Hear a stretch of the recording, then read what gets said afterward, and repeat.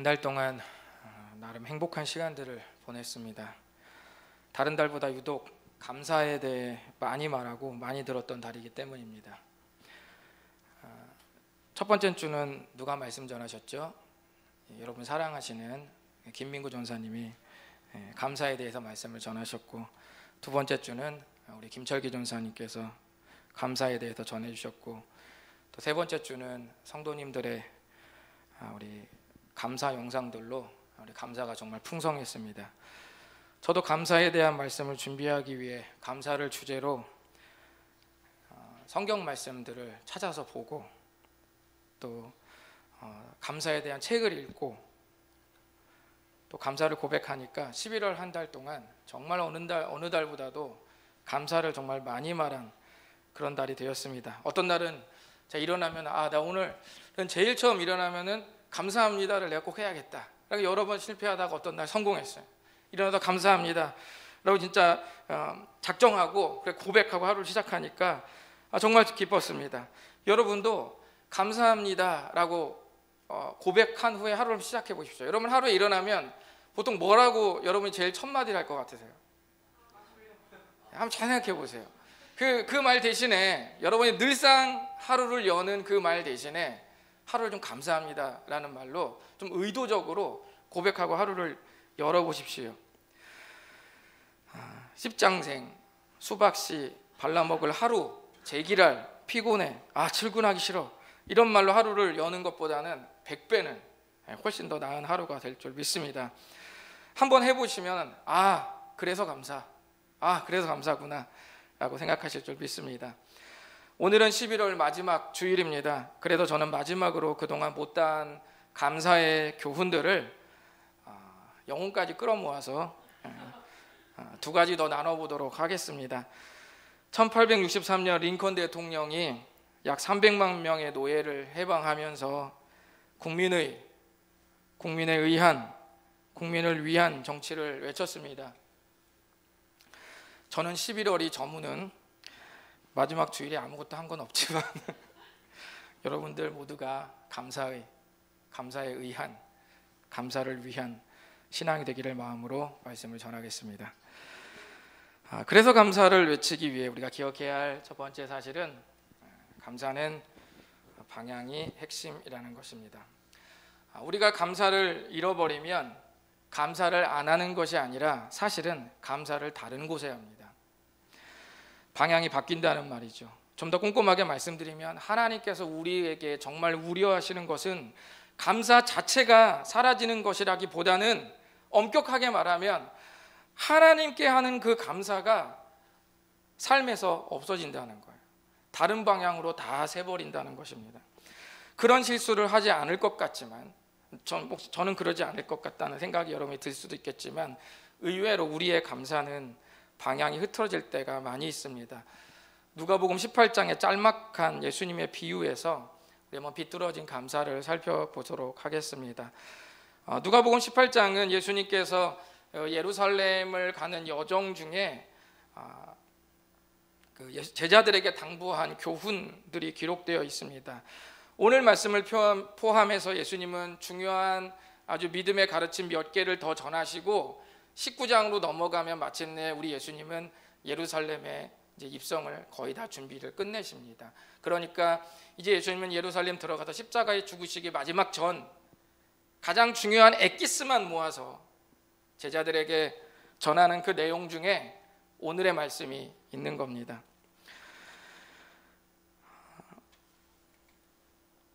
예수님께서 자기를 의롭다고 믿고 다른 사람을 멸시하는 자들에게 이 비유로 말씀하시되라고 하면서 이제 우리 예수님이 이야기를 시작하십니다. 9절 보면 실제 일어난 일이 아니고 비유로 말씀하셨다고 되어 있는데, 사실은 당시 종교 지도자들이 지금 예수님이 들은 이 비유보다 더 심각했기 때문에, 그리고 더 부패해 있었기 때문에 이 비유는 거의 사실이라고 봐도 크게 다르지가 않습니다.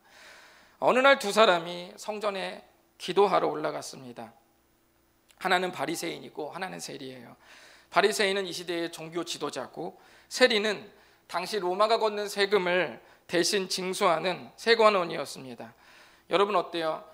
동족을 점령하고 있는 로마를 대신해 동족의 혈세를 거두니까 당연히 어떻겠어요? 미운 털 박히겠죠. 왕따 됐겠죠. 예수님께서 이 두 사람을 비유한 이유는 사회적으로 최고 존경받는 종교 지도자, 그리고 사회적으로 가장 버림받은 세리라는 그 계층, 이 둘을 일부러 우리 예수님이 대조하시기 위해서 이 둘을 예로 들으셨습니다.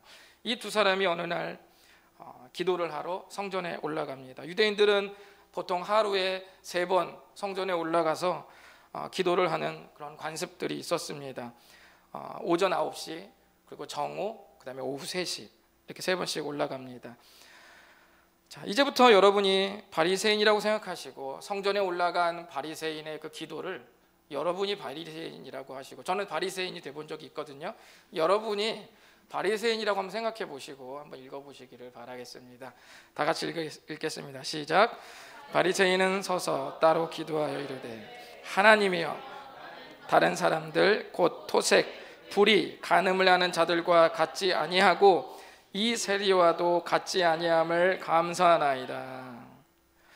바리새인은 서서 우리 하나님께 정말 아주 담대하고 늠름한 모습으로 저놈들과 같지 않음을 감사하나이다 라고 하면서 하나님께 그 감사를 표현했습니다. 토색은 남의 것을 빼앗는다는 뜻입니다.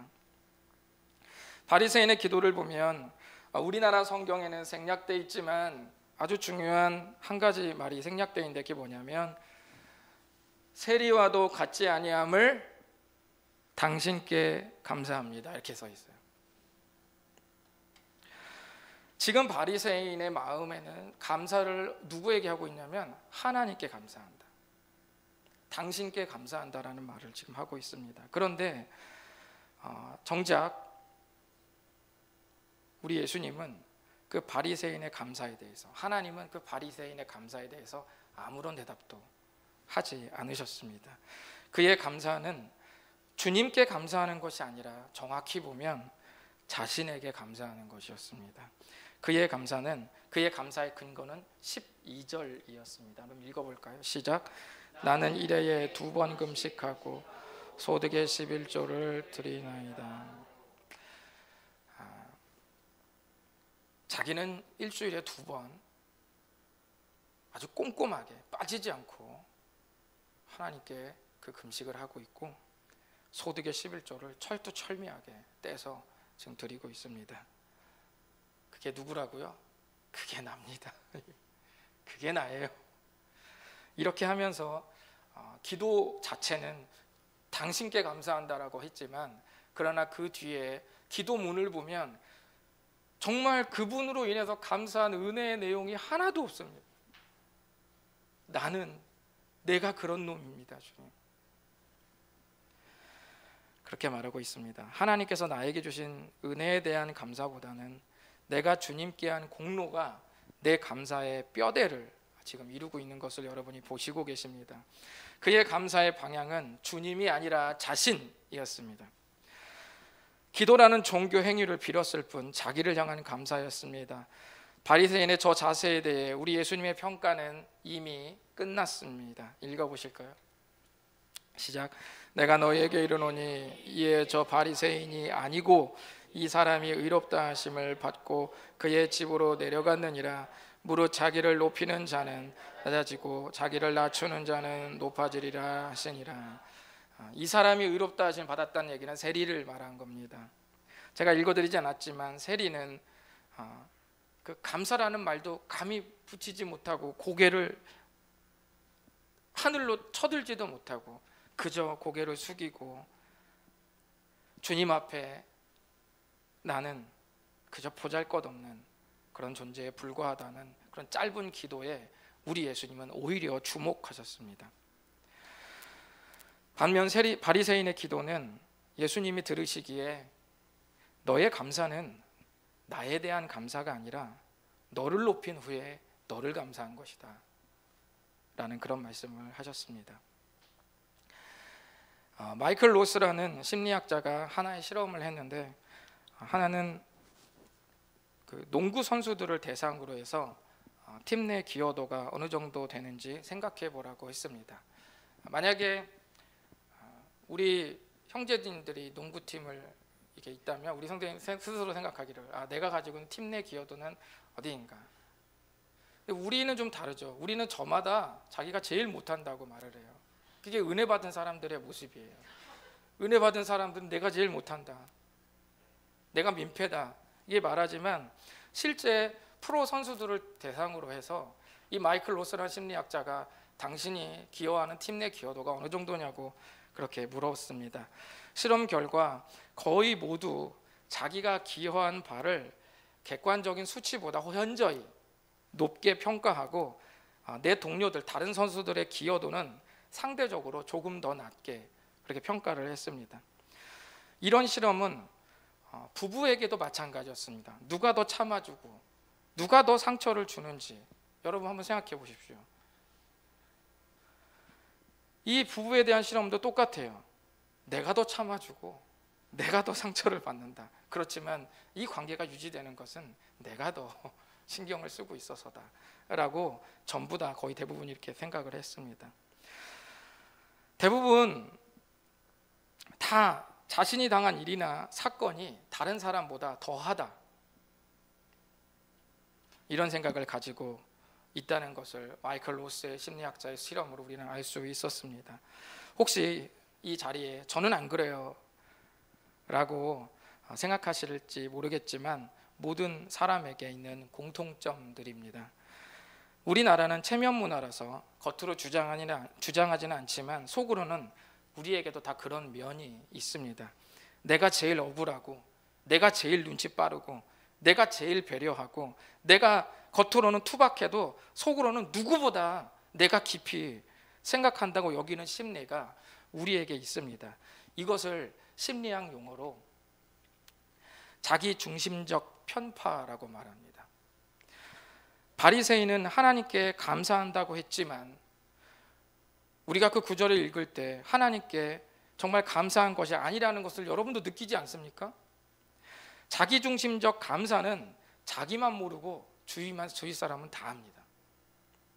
남보다 나은 비교에서 오는 감사가 자기중심적 감사입니다. 또 내 상황이 나아진 것에 대한 감사가 꽂혀 있는 것도 자기중심적 감사예요.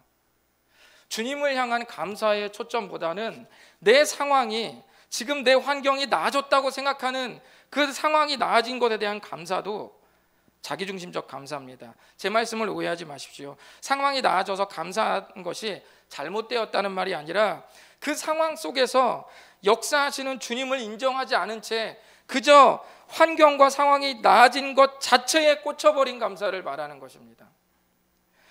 왜냐하면 그런 감사의 깊숙한 곳에는 내가 나아진 것과 나아지지 않았다는 것을 내가 가르고 있기 때문입니다.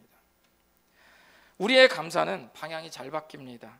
각별히 우리 스스로를 살피면서 나의 감사는 어느 방향으로 흐르고 있는가를 잘 살펴보시기를 부탁드립니다. 기왕이면 여러분의 감사에서 위를 향한 감사를 찾을 수 있기를 바랍니다. 두 번째, 그래서 감사를 외치기 위해 우리가 기억해야 할 사실은 감사와 무엇이 연결되어 있다고요? 믿음이 연결되어 있다라는 말씀입니다. 감사와 믿음이 연결되어 있습니다. 우리 한번 다 같이 말씀을 읽어보시겠습니다. 시작. 그러므로 그리스도 예수를 주로 받았으니 그 안에서 행하되 그 안에 뿌리를 박으며 세움을 받아 교훈을 받은 대로 믿음에 굳게 서서 감사함을 넘치게 하라. 골로새서는 터키 서부 해안에서 내륙으로 150km 지점에 위치한 골로새 지역의 그리스도인들에게 보낸 편지입니다. 저자는 바울이지만 바울이 개척한 교회는 아니에요. 그럼에도 불구하고 바울이 자기가 개척한 교회도 아닌데 거기다 편지를 쓰는 이유는 그 교회에 아주 중요한 문제들이 생겼기 때문에 펜을 들지 않을 수가 없었습니다. 아마도 그 당시 다른 철학들 또는 그 당시 유행한 어떤 다른 가르침들에 성도들의 신앙이 오염되었던 것 같아요. 우리가 다 같이 읽은 골로새서 2장 부분은 예수님 안에 다 들어있다, 이 메시지를 담고 있습니다. 예수님 안에 다 들어있으니 그 다른 사람들이 유행한 어떤 가르침, 어떤 사상들에 속지 말아라. 그게 골로새 2장의 내용이에요. 자, 그런데 6절과 7절은 건강한 신앙의 뿌리가 박혀 있는 전형적인 모습을 지금 보여주고 있습니다. 그 모습은 뭐냐면 믿음에 굳게 서서 감사함을 넘치게 하라는 거예요. 기억하셔야 할 것은 이 구절이 여러분 명령입니다. 감사함을 넘치게 할까? 나도 한번 해볼까? 가 아니라 성경의 말씀은 감사함을 넘치게 하라입니다. 명령입니다. 우리가 얼핏 보기에 여러분이 이 구절을 읽으시면 어떻게 해요? 마지막 빨간 부분을 읽으시면 어떤 느낌이 듭니까? 믿음에 굳게 선 다음에 감사를 넘치게 하라는 말씀이구나. 그렇게 들리죠? 그렇게 익히잖아요. 그런데 이 말씀은 그런 뜻이 아닙니다. 여기서 감사함을이라는 원래 의미는 무슨 뜻이냐면 감사 안에서 감사로라는 수단의 의미예요. 이게 무슨 말이냐면요, 그러니까 믿음에 굳게 서서 감사를 하는 것이 아니라 믿음에 굳게 선다는 추상적인 말이 감사로 구체화되는 거예요. 믿음에 굳게 선다는 게 뭐냐면 감사를 넘치게 하는 거죠. 그래서 굳게 선 다음에 감사를 하는 게 아니라 굳게 서는 게 감사를 넘치게 하는 거예요. 같은 말입니다. 사랑이라는 단어가 추상명사입니다. 너무 좋은 단어지만 어때요? 추상명사는 언제나 애매하죠. 사랑, 그러면 애매합니다. 그러나 어떤 사람이 이 사랑을 가지고 누군가에게 식사를 대접하는 것으로 그 사랑이 구체화되고, 누군가에게 아주 친절한 말로 응대를 할 때 그 사랑이 구체화되고, 선물을 주는 것으로 구체화되고, 그를 위해 많은 시간을 할애하는 것으로 구체화될 때 비로소 보이지 않던 사랑이 겉으로 보이게 되는 것입니다. 여러분 저 사랑하시죠? 거기까지 하겠습니다. 대림절 묵상집이 얼마나 오래 걸렸는지 여러분 아시겠죠? 사랑입니다.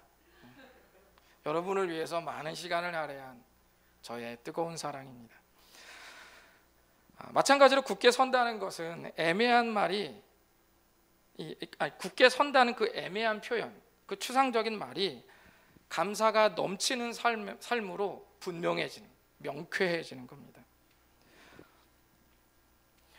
2011년 7월 3년간의 투병 끝에 췌장암 말기로 하늘의 부름을 받은 S교회 이모 권사님이라는 분이 계셨습니다.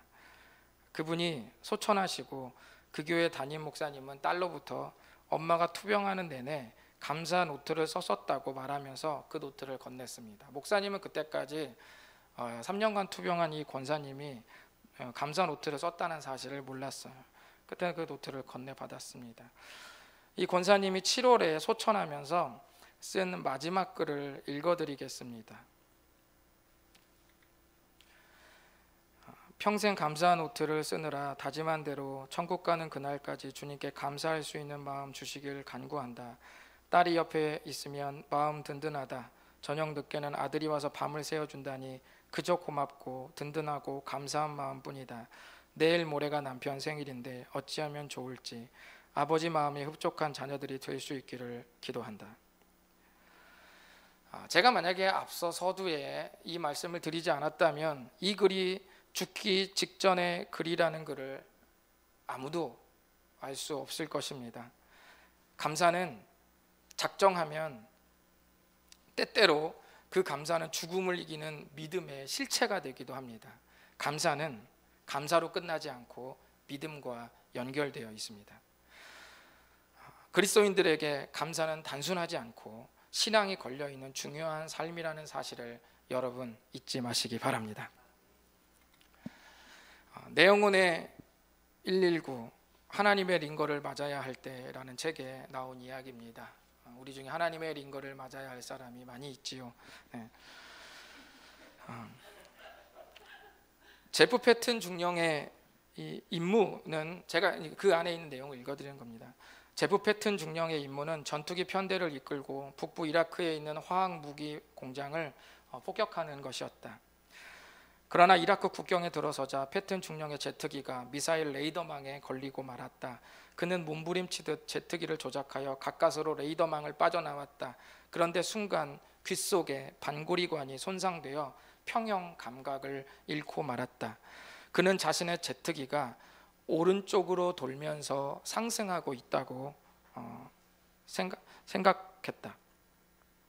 하지만 계기판을 보니 기체는 땅을 향해 60도 기울기로 내려 하강하고 있었다는 것을 알 수 있었다. 바깥은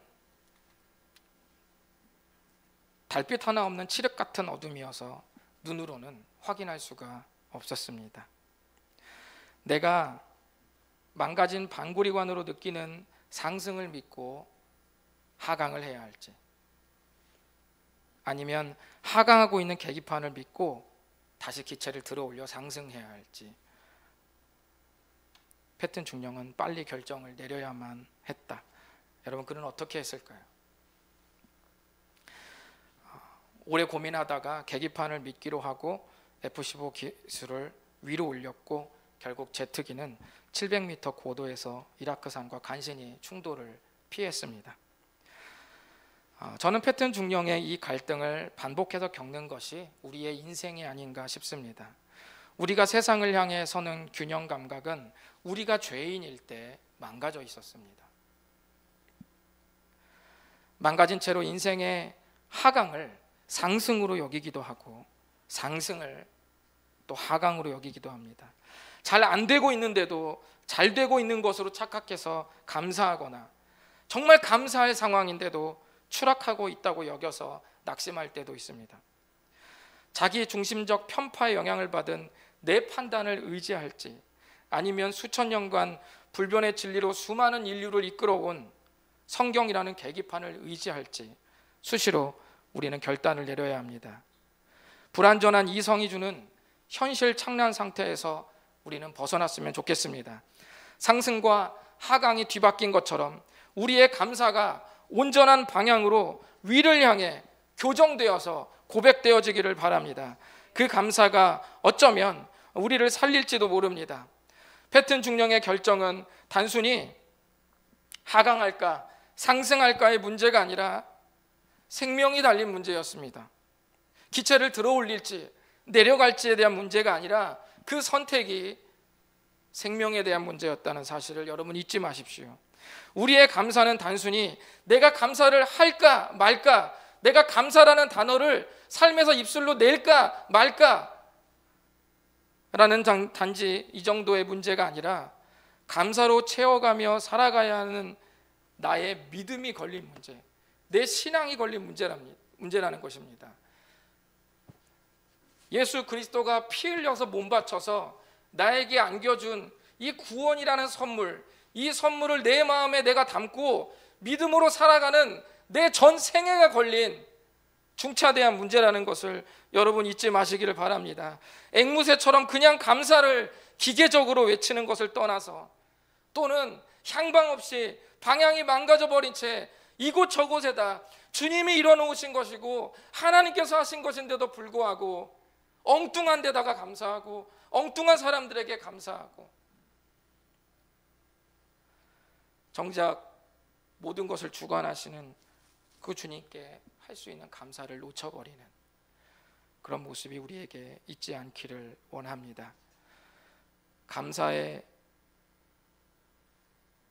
또 감사에 의한, 또 감사를 위한 삶으로 여러분의 인생을 온통 덮어 나가시는 이후에 여러분의 삶이 되시기를 진심으로 바랍니다. 기도하겠습니다. 우리 이 시간에 마음에 눈을 감고 마음의 눈을 뜨셔서